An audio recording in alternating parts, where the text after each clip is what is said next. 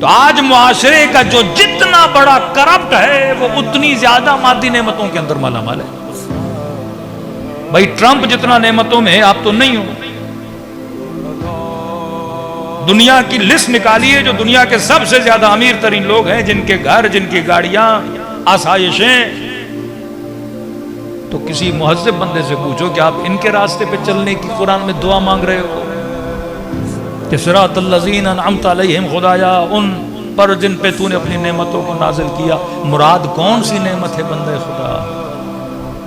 یہ نعمت تو قارون کو بھی ملی، وہ مالدار تھا. نعمت فرعون کو بھی ملی کہ صاحب حکومت تھا. کہ آج کے حاکم، آج کا مالدار بڑے ناز سے کہتا ہے میں اللہ کی نعمت پر ہوں.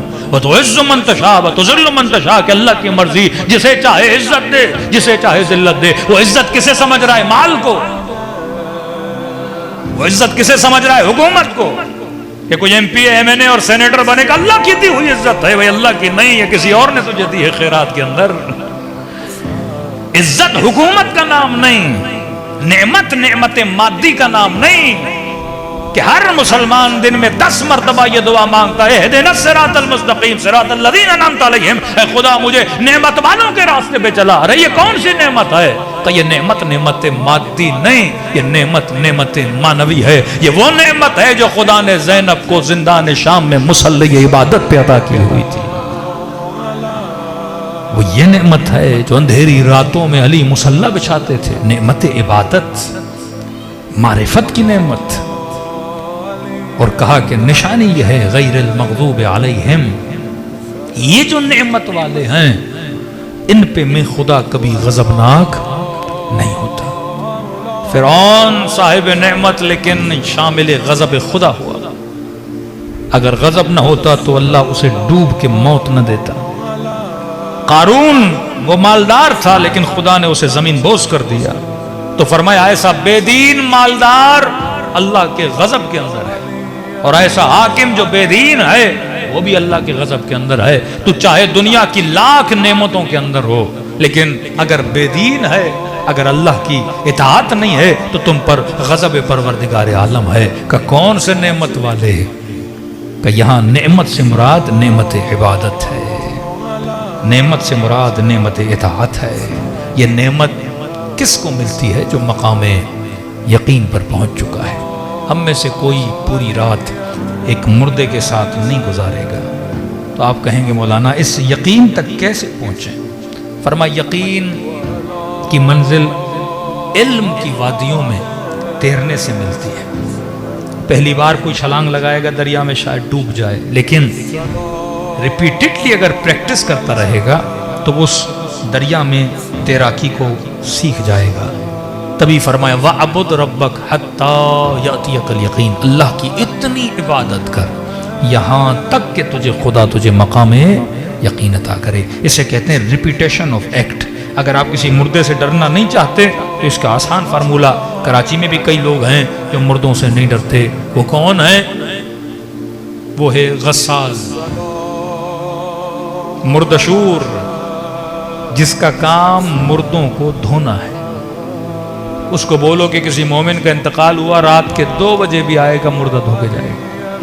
یہ نہیں بولے گا چال روک میرے سپورٹ میں کھڑے ہو جائیں کہ مجھے ڈر لگتا ہے. نہیں، رات کے 2 بجے 3 بجے 4 بجے 10 مردے بھی ہوں، وہ شاید وہیں دھو کے ساتھ میں کرسی پہ بیٹھ کے اپنی تھکاوٹ کو بھی دور کر دے. بھوک لگے تو سائیڈ میں جا کے کھانا بھی کھا لے. ارے یہ مردے سے کیوں نہیں ڈرتا؟ کہ کیونکہ حتیٰ اس نے اتنی مرتبہ دھویا ہے، اسے یقین ہو گیا کہ کوئی مردہ اٹھنے والا نہیں ہے. ریپیٹڈلی جب کوئی عمل کرتے ہو تو یقین ملتا ہے. تو ہر مومن کو چاہیے 2-3 مرتبہ یہ کار خیر کرے، کسی مومن کو غسل دے تاکہ ثواب بھی ملے اور اس یقین پہ پہنچے کہ ہر کسی نے مرنا ہے اور مردہ کبھی نقصان نہیں دیتا. دوسرے بندے سے ملنا ہے جو مردے سے نہیں ڈرتا. وادی حسین چلے جائیے، بولیے یہاں پہ کوئی قبر کن جو قبروں کو مرمت اور کھدائی کا کام کرتا ہے اس سے ملنا ہے. اسے بولو جناب رات کے 2 بجے قبر کی کھدائی کرنی ہے، کہے گا کوئی بات نہیں آپ جب بلائیں میں آنے کے لیے تیار ہوں. ارے میں 2 بجے قبرستان جانے سے ڈرتا ہوں. یہ کیوں نہیں ڈرتا؟ کیونکہ اتنی مرتبہ اس نے قبروں کی کھدائی کی ہے. اسے یقین ہو گیا کہ قبرستان مقام خوف نہیں ہے، مقام عبرت ہے. قبرستانوں سے ڈرا نہیں جاتا، قبرستانوں سے عبرت حاصل کی جاتی ہے. اسی طرح ہم میں سے 90% لوگ موت سے ڈرتے ہیں کیونکہ موت ہمارے لیے خوف بنا ہوا ہے. لیکن یہاں پہ مولا علی بار بار بشارت دے رہے ہیں کہ مومن کے لیے موت نہیں، علی کی زیارت کا پیغام ہے، محبوب کی ملاقات کا پیغام ہے، معشوق کی ملاقات کا پیغام ہے. جس رب کے لیے اتنے سجدے کیے، جس رب کے لیے روزے رکھے، جس رب کے لیے عبادتیں کی، جس خدا کے لیے صبر کیا، کبھی زبان پر کنٹرول کیا، کبھی آنکھوں پہ کنٹرول کیا، کبھی حرام کی آفر کو ٹھکرا دیا، کبھی رشتہ داروں سے دور ہو گئے کیونکہ اللہ کی اطاعت کر رہے تھے، لوگوں نے تمہیں دتکارا کیونکہ اللہ کی اطاعت کر رہے تھے. کبھی مولا حسین پہ گریہ کیا، کبھی زیارت حسین کے لیے گئے، کبھی عمرہ و حج کرنے کے لیے گئے. ارے اب تو پھل کا وقت ہے، اب تو محبوب کی ملاقات کا وقت ہے کہ 70 سال جس کی ملاقات کے لیے بھٹک رہے تھے، موت پیغام لے کر آ رہی ہے. آ جاؤ خدا سے ملاقات کرنے کے لیے آ جاؤ. کب مولا حسین کے چہرے پہ خوشی آئی؟ جب مولا گودی قتل گاہ کے اندر تھے. کب امیر المؤمنین نے کہا کہ علی آج کامیاب ہوئے؟ جب مولا کے سر پہ ضربت لگی تو فرمایا مومن کے لیے فرق نہیں کہ موت اس کے اوپر آ جائے یا یہ موت کے اوپر آ جائے، کیونکہ مومن موت سے ڈرتا نہیں. اس کے لیے موت نہیں بلکہ رب کی ملاقات کا نام ہے. تو فرمایا جب مقام یقین پر پہنچ گیا تو یہ موت سے خوف زدہ نہیں ہوگا بلکہ موت کے انتظار میں رہے گا. یہاں آغا طباطبائی فرماتے ہیں کچھ ایسے اعمال ہیں اگر انسان کرے تو خدا اسے دکھاتا بھی ہے، بتاتا بھی ہے کہ مومن تمہاری موت کب آئے گی، پھر اس موت کے لیے تیاری کرتا ہے. اگر ہم خواب میں اپنی جنت کو دیکھ لیں، اگر ہم اپنی برزخ کے باغ و گلزارات کو دیکھ لیں تو پھر انسان انتظار کرے گا. کہتے ہیں ایک جھلک، آغا طباطبائی کہتے ہیں ایک جھلک نماز شب کے درمیان اللہ نے مجھے ایک حسین فرشتہ دکھایا. کہتے ہیں اس کے نور کو جب میں نے دیکھا، اس کی چمک کو میں نے دیکھا، اس کے حسن کو میں نے دیکھا تو پوری زندگی اس انتظار میں تھا کہ موت کب آئے گی اور اس فرشتے کی ملاقات کب ہوتی ہے. فرمایا نیک بندوں کے لیے ملک الموت اتنا حسین بن کے آتا ہے،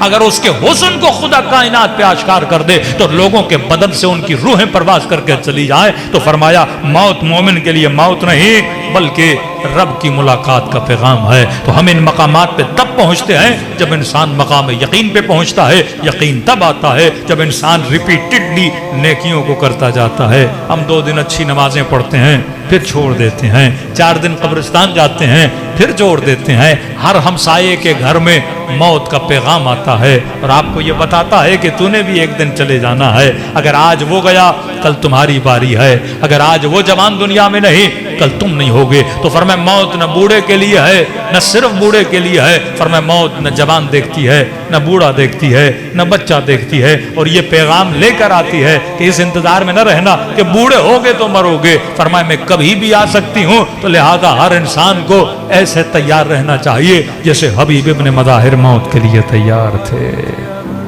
جیسے جناب سعید موت کے لیے تیار تھے، جیسے جناب جون موت کے لیے تیار تھے.